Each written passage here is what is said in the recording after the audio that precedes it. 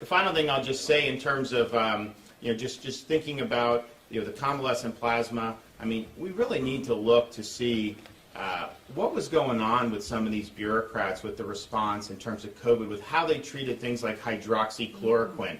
I mean, it's not normal. I had doctors here saying they thought it was helpful, so we got it. Some disagreed, but it was almost like this concerted effort to not allow that to be discussed. And now you've seen different research where people have shown that that it may well have been beneficial. Why was there such a movement to squelch any inquiry about this leaking from the lab in Wuhan, which last year they called you a conspiracy theorist if you said that it leaked. Now we look at it, and that's the overwhelming evidence is that it came from the Wuhan Institute of Virology. So there's been a lot of issues, I think, along the way that were not addressed well by a lot of these bureaucracies. And the question is, we need to do better next time, but we got to recognize some of the problems that occurred. And if we don't, people are not going to have confidence in listening to a lot of the folks. I mean, those Fauci emails, if you read some of this stuff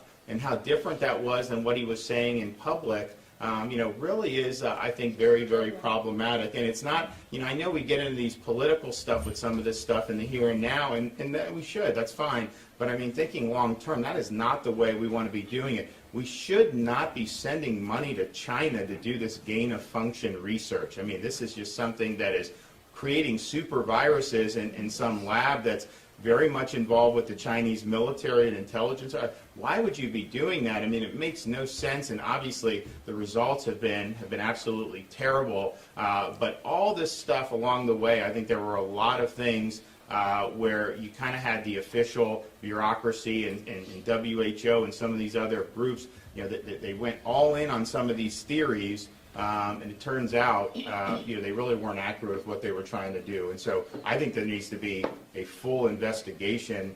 We need to identify the origins of this virus, but then we also have to have an evaluation of some of the response from the levels of the bureaucracy, because I think even today, we see issues, with CDC. Some of the studies they're putting out, people literally will debunk it like an hour later after just reading it. And that's not something that inspires very much confidence for the American people. Thank you, everybody. God bless.